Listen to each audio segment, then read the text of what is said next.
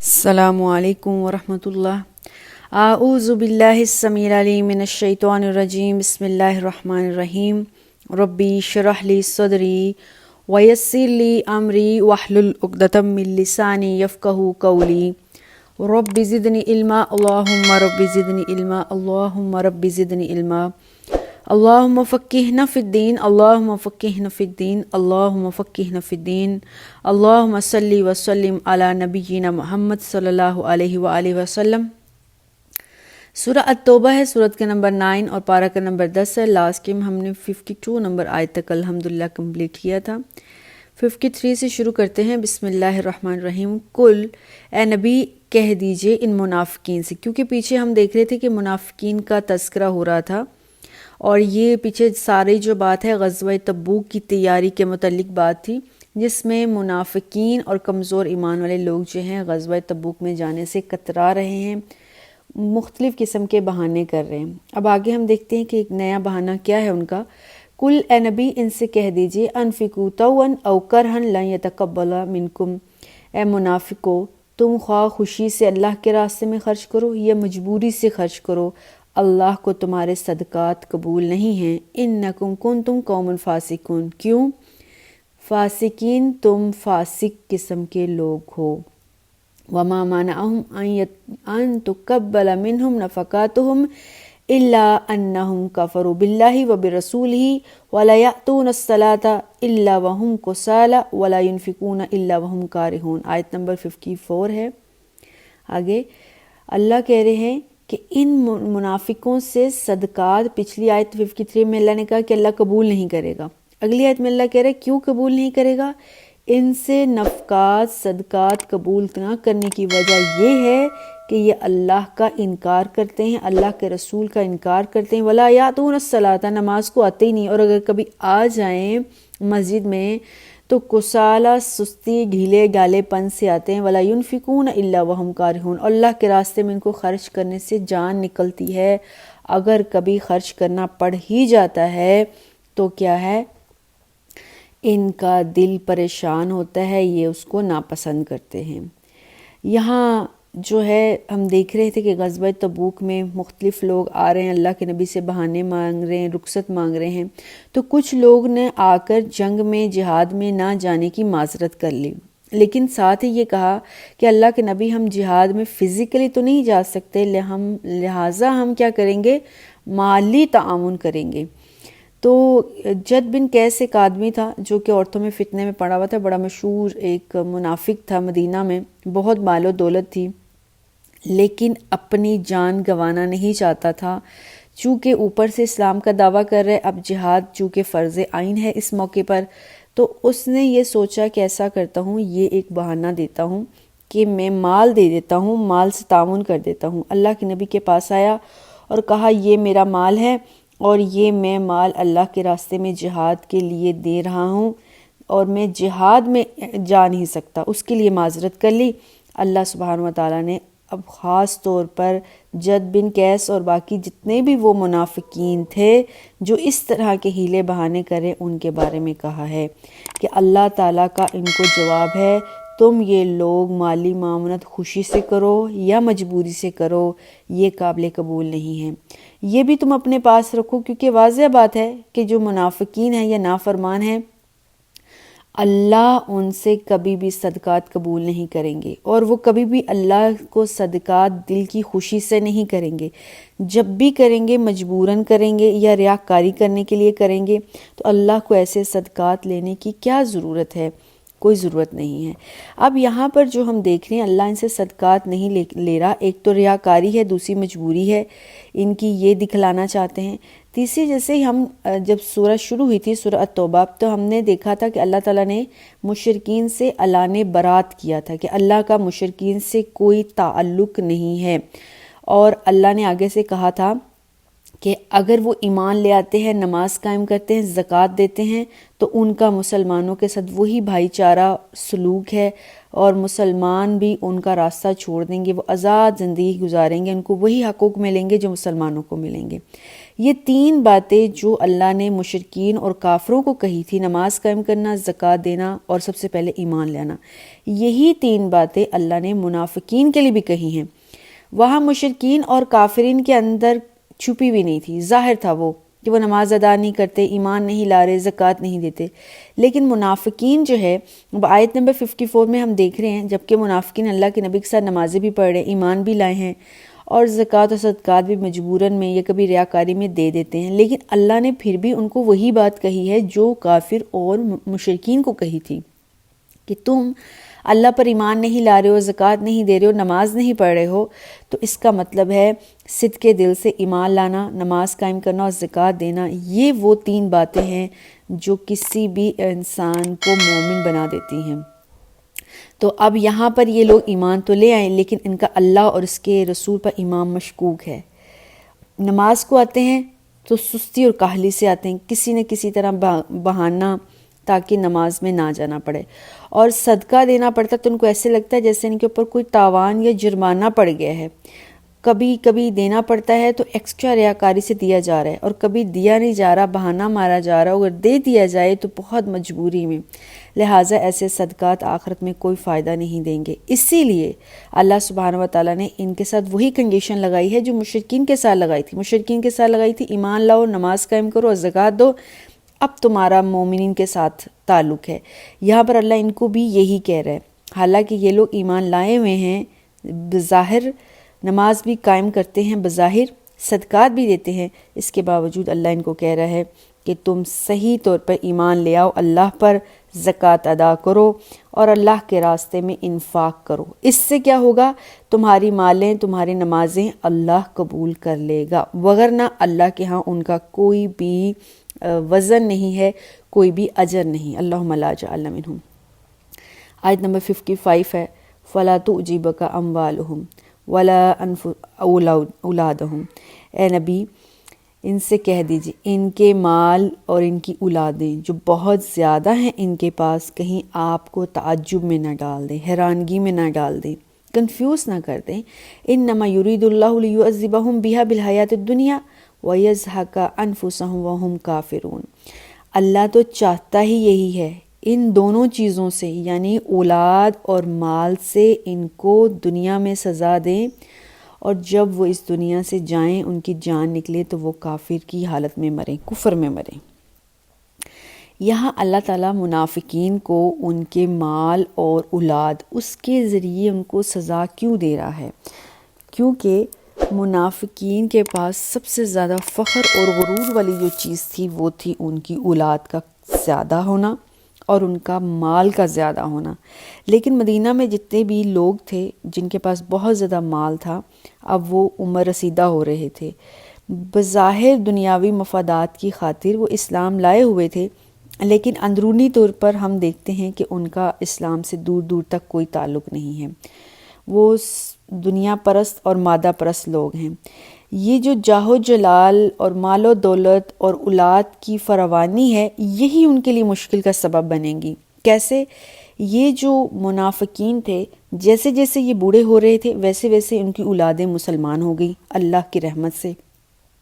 وہ چیز مال اور اولاد جو ان کے نزدیک فخر کا باعث تھی، وہی ان کے لیے مصیبت بن گئی، کیونکہ ان کی اولادوں کے نزدیک مال اور جائیداد کی قدر و قیمت اللہ اس کے رسول کی فرمانبرداری کے سامنے بالکل ختم تھی۔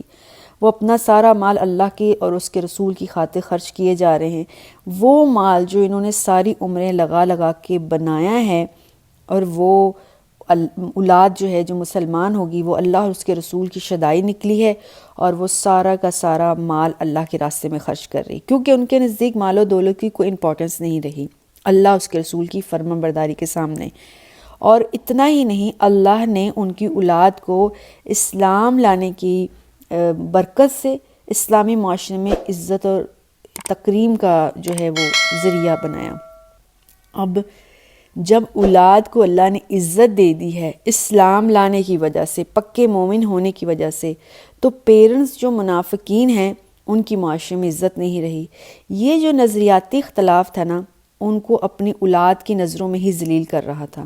یہی بات اللہ نے کہی ہے سورۃ 55 آیت نمبر 55 سورۃ توبہ میں کہ اللہ منافقین کو ان کے مال سے اور ان کی اولاد کے ذریعے ہی دنیا میں ذلیل کرے گا۔ تو اللہ نے ان کی اولادوں کو مومن کر دیا۔ وہ جو مال ساری عمر محنت مشقت جائز ناجائز طریقے سے انہوں نے کمایا، وہ اولاد مومن ہو کے اللہ کے راستے میں خرچ کر رہی ہے۔ اولاد کی دنیا میں اور آخرت میں عزت ہے، پیرنٹس کی عزت نہیں، کیونکہ وہ خود پرستی کی طبیعت والے ہیں۔ اب وہی جو ساری عمر کی کمائی جس کا غرور اور فخر ہے، وہی ان کے لیے وبال جان بنی ہوئی ہے۔ آگے آیت نمبر 55 میں اللہ تعالیٰ کہہ رہے ہیں وَيَخْلِفُونَ بِاللَّهِ إِنَّهُمْ لَمِنْكُمْ۔ اب مجبوری کیا ہے ان کی، بیچارگی اور مجبوری دیکھے منافقین کی، کہ اولاد کو بھی پتہ ہے کہ ہمارے پیرنٹس جو ہے وہ اسلام والے نہیں ہیں صحیح طور پر، اور ان کو بھی پتہ ہے، لیکن کیا ہے اب معاشرے میں رہنا ہے، زندگی گزارنی ہے۔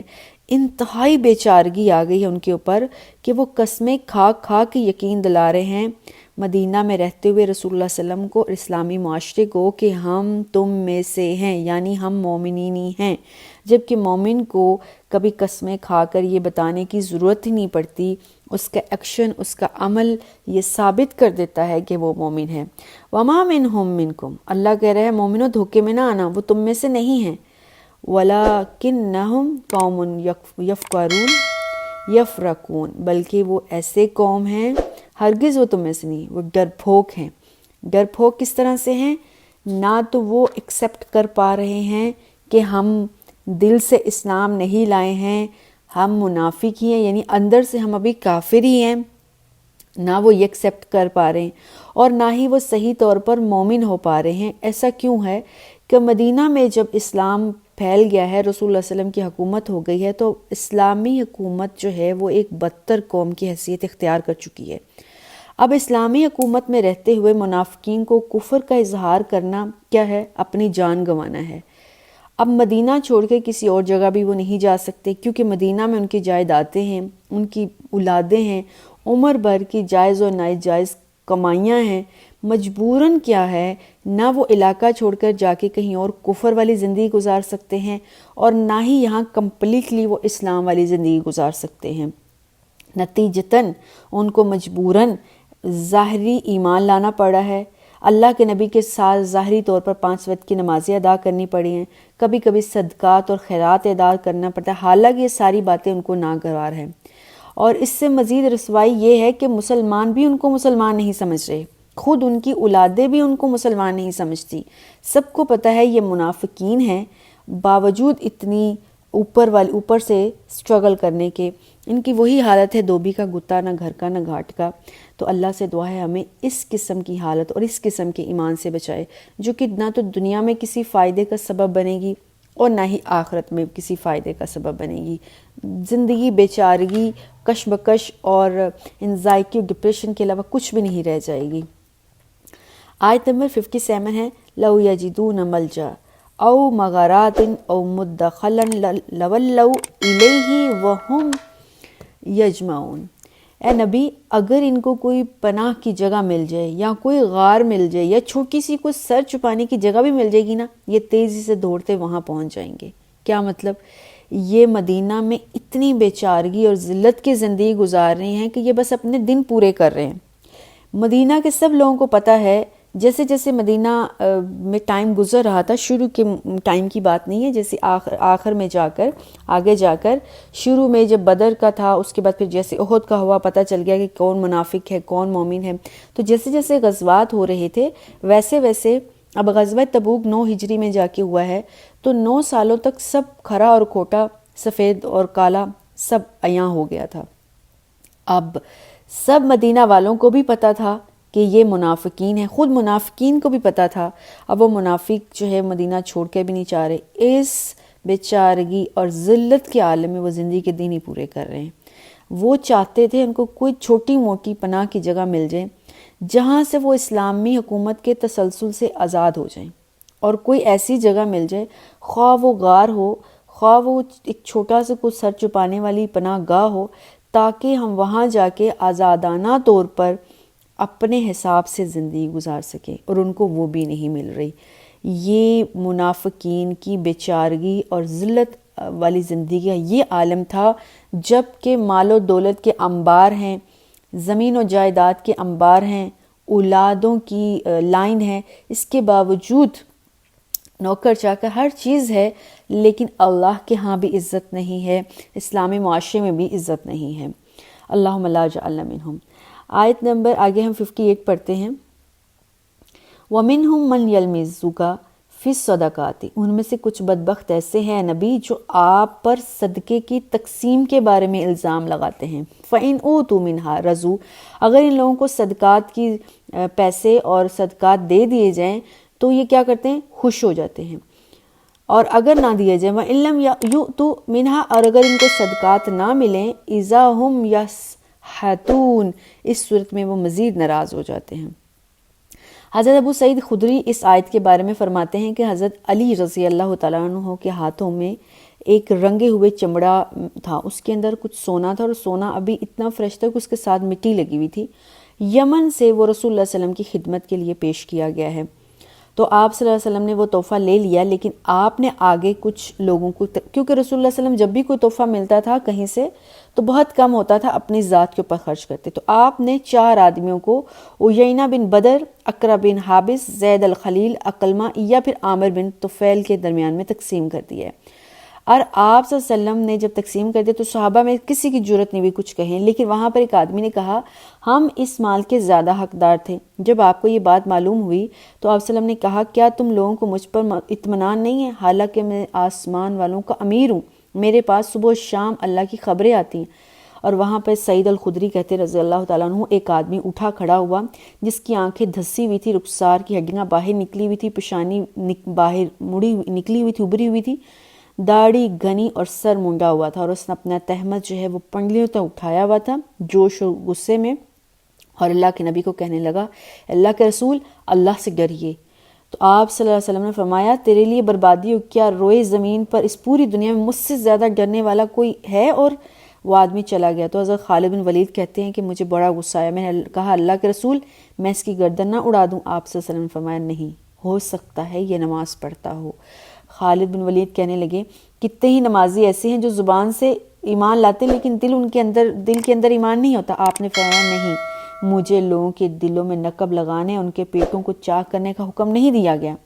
حضرت ابو سعید خدری کہتے ہیں جب وہ آدمی چلا گیا جو غصے سے یہ باتیں کر کے گیا تھا، تو آپ صلی اللہ علیہ وسلم نے اس کو پیچھے سے جاتے ہوئے دیکھ کر فرمایا اس کی نسل سے وہ لوگ پیدا ہوں گے جو قرآن کو مزے لے کر پڑھیں گے، مگر وہ قرآن ان کے حلق کے نیچے بھی نہیں اترے گا، یعنی دین اس طرح نکل جائے گا جیسے تیر کمان سے نکل جاتا ہے، مطلب اس کی اولاد بھی ایسی ہی منافقین ہونے والی ہے۔ اور حضرت ابو سعید خدری کہتے ہیں میرا خیال ہے کہ آپ صلی اللہ علیہ وسلم نے یہ بھی فرمایا تھا اگر میں اس قوم کے زمانے میں موجود رہا تو جو قوم سمود کو جس طرح قتل کیا گیا ان کو قتل کیا جائے گا۔ کتاب بخاری ہے اور اس کا چیپٹر ہے کتاب المغازی۔ اس ساری بات سے کیا سمجھ آئی کہ منافقین نہ صرف پیٹھ پیچھے جو ہے برائیاں کر رہے ہیں، خود رسول اللہ صلی اللہ علیہ وسلم کے منہ کے اوپر جو ہے وہ برائیاں کر رہے ہیں، اللہ کے نبی کی ذات سامنے بیٹھی ہوئی ہے اور ان کو کوئی لحاظ نہیں ہے، لیکن پھر بھی وہ رحمت العالمین ہیں، غصہ کرنے کی بجائے، سر اڑانے کی بجائے اللہ کے نبی کیا کہہ رہے ہیں ہو سکتا ہے یہ نماز پڑھتا ہو۔ تو جو نماز پڑھنے والا ہے وہ مسلمان ہے، تو کوئی مسلمان کو مارنا قتل کرنا اسلام میں جائز نہیں۔ اس قدر چھوٹی چھوٹی باتیں رسول اللہ صلی اللہ علیہ وسلم نے دھیان میں رکھی تاکہ کیا ہے معاشرے میں کوئی انتشار فتنہ نہ پیدا ہو، کوئی رسول اللہ صلی اللہ علیہ وسلم کو بات کرنے والا نہ نکلے۔ حالانکہ رسول اللہ صلی اللہ علیہ وسلم نے وہ مال اپنے پاس بھی نہیں رکھا، وہ ان لوگوں کو دیا جو نئے نئے مسلمان ہوئے تھے، جن کو ضرورت تھی، جو حقدار تھے، لیکن کچھ لوگ ایسے جو کہ یہ سمجھ رہے تھے ہم زیادہ مسلمان ہیں اور ہم اللہ کے زیادہ چہیتے ہیں، ہمیں یہ مال ملنا چاہیے، اللہ کے نبی نے پھر بھی درگزر کیا ان کی ان باتوں کو۔ آیت نمبر 59 ہے وَلَوْ أَنَّهُمْ رَضُوا مَا آتَاهُمُ اللَّهُ وَرَسُولُهُ، اے نبی اگر آپ یہی اچھا ہے کہ اگر آپ ان کو دے دیں، یہ لوگ جب بھی اللہ کے نبی کو فیصلہ کریں ان کے لیے یہ اچھی بات ہے کہ یہ راضی ہو جائیں. کس بات پر؟ جو اللہ اس کا رسول ان کو دے دے. وَلَوْ أَنَّهُمْ رَضُوا مَا آتَاهُمُ اللَّهُ وَرَسُولُهُ، کیا ہی اچھا ہوتا اگر یہ اس بات پر راضی ہو جاتے جو اللہ ان کے رسول نے اس کو دے دیا تھا. وَقَالُوا، اور وہ کہتے حسبنا اللہ، کافی ہے ہمارے لیے اللہ. سَيُؤْتِينَا اللَّهُ مِنْ فَضْلِهِ وَرَسُولَهُ، اللہ اور اس کا رسول کے فضل سے ہمیں بہت کچھ دیا گیا ہے اور دیا جائے گا. اِنَّا إِلَى اللَّهِ راغبون، ہم اللہ کی طرف رغبت رکھتے ہیں. جو ایمان والے ہیں ان کو اس چیز میں کوئی دھیان ہی نہیں ہے. وہ کیا کر رہے ہیں؟ اپنا مال، اپنی جائیدادیں اللہ کے راستے میں دیے جا رہے ہیں. اور جو ایمان والے نہیں ہیں ان کا دھیان مال و دولت پر ہے. وہ غزوہ میں جاتے بھی ہیں تو ان کا یہ دھیان ہے کہ اگر مال غنیمت زیادہ ہے تو ہم اس غزوہ میں جائیں گے، نہیں تو نہیں جائیں گے. پیچھے ہم بات پڑھ چکے ہیں، چھوٹا سفر ہے، آسانیاں ہیں اور مال غنیمت فری میں بٹ رہا ہے تو بھاگ کے آ جائیں گے اسلام کا دعویٰ کرنے کے لیے، اسلام کا دورہ پیٹنے کے لیے. لیکن جہاں اسلام ایمان اور مال اور جان کی قربانی مانگتا ہے وہاں یہ بھیلے بہانے اور اپنے گھر میں دبک کے بیٹھ جاتے ہیں. ظاہری مفادات، ذاتی مفادات کی خاطر یہ اگر کبھی مال تقسیم کرنا پڑتا ہے تو کر دیتے ہیں، وگرنہ دل کی خوشی سے نہیں کرتے ہیں. تو اللہ کے نزدیک مال کی صدقات کہاں ہیں؟ وہ خون کے رشتے ہیں یا نہیں ہیں؟ جو حقدار ہیں ان کو ہی دیا جائے گا. کسی کی حرص، تنگ نظری اور کسی کے لالچ کی بنا پر اللہ کے نبی مال کی تقسیم نہیں کریں گے. اور جو اللہ کے سچے لوگ ہیں ان کا تو یہ حال ہے. ایک واقعہ ہے حضرت ابو بکر صدیق کے بارے میں کہ جب اللہ کے نبی نے، یہ غزوہ تبوک کی ہی واقعہ میں ہے کہ غربت بہت زیادہ تھی اور اللہ کے نبی نے سب کو کہا کہ اپنے گھروں سے جو بھی تمہارے پاس مال ہے وہ لے آئیں. اور حضرت ابو بکر صدیق پورا مال گھر میں جتنا بھی تھا اس کو ایک گٹھری میں باندھا اور اللہ کے نبی کے پاس لے کر آئے. اور حضرت عمر کی یہ حالت تھی کہ اپنے گھر کا آدھا پورا مال اکٹھا کیا، آدھا گھر والوں کے لیے بچایا اور آدھا اللہ کے راستے میں خرچ کر دیا. حضرت عثمان غنی رضی اللہ تعالیٰ عنہ کے پاس ان دنوں اچھے حالات تھے. انہوں نے اپنی استطاعت سے بڑھ کر ہزاروں کی تعداد میں اللہ کے راستے میں صدقات اور خیرات دیے. اونٹ اور گھوڑے جنگ میں جانے والے بالکل تیار دیے، ساز و سامان سے لدے ہوئے دیے. اور حضرت ابو بکر کی حالت یہ ہے، حضرت اسماء بنت ابی بکر فرماتی ہیں کہ میرے ابا رات کو دیوار ٹٹول رہے ہیں تو میں نے پوچھا ابا کیا ٹٹول رہے ہیں؟ تو حضرت ابو بکر نے کہا ایک سوئی تھی جو میں نے دیوار کے ساتھ لگائی تھی وہ رہ گئی ہے، میں وہ ڈھونڈ رہا ہوں کہیں وہ گھر میں نہ رہ جائے. میں چاہتا ہوں ہر چیز اللہ کے راستے میں دے دوں. اور جب اللہ کے نبی کے پاس گئے تو اللہ کے نبی نے آگے سے کیا فرمایا؟ ابو بکر کیا لائے ہو؟ اور حضرت ابو بکر نے کہا، یہ نہیں پوچھا کہ کیا لائے ہو، اگر یہ پوچھتے تو حضرت عمر بتاتے یہ کہا پیچھے کیا چھوڑ کر آئے ہو، یہاں کیا لائے ہو، پورا سوال اس طرح بنایا. اور حضرت ابو بکر کہتے ہیں میں سب کچھ لے کر آ گیا ہوں گھر سے، صرف پیچھے اللہ اور اس کا رسول چھوڑ کر آ گیا ہوں. اور حضرت عمر نے کہا میں اپنا گھر کا آدھا مال یہاں لے کر آیا ہوں اور آدھا جو ہے وہ اپنے گھر والوں کے لیے چھوڑ کر آیا ہوں. یہ وہ فضیلت والے ہیں جن کو دنیا میں ہی عشرہ مبشرہ کہا گیا ہے، جن کے لیے ہر وقت اللہ کے رسول صلی اللہ علیہ وسلم کے پاس وحی آتی رہی کہ ابو بکر اور رسول اللہ صلی اللہ علیہ وسلم، ابو بکر عمر، حضرت ابو بکر عثمان، حضرت ابو بکر عمر. رسول اللہ صلی اللہ علیہ وسلم کے ساتھ ان 4 خلیفہ کا ہمیشہ تذکرہ رہا. کیوں؟ کیونکہ انہوں نے اپنی جانیں مال سب کچھ اللہ کے لیے قربان کر دیا، ایک سوئی تک کی بھی پرواہ نہیں کی وہ نہ پیچھے رہ جائے. اور کہاں یہ منافقین ہیں، ذرا سے صدقات جو کہ رسول اللہ صلی اللہ علیہ وسلم نے اپنی ذات پر بھی خرچ نہیں کیے ہیں ان کے بارے میں بھی اللہ کے نبی کے اوپر الزام لگایا جا رہا ہے. تو اللہ کہہ رہے ہیں کہ جو ان کو اللہ اس کا رسول دے دیتے، اگر وہ پکڑ لیتے اور کہتے اللہ ہمیں کافی ہے تو اللہ ان کو کافی ہو جانا تھا. اللہ کی طرف رغبت رکھتے، اللہ کی طرف دھیان رکھتے، اللہ اس کے رسول کو راضی کرنے کی کوشش میں لگے رہتے. یہ قناعت، یہ راضی ہونا ان کے لیے دنیا آسمان کے تمام خزانوں سے بڑھ کر ہو جاتا.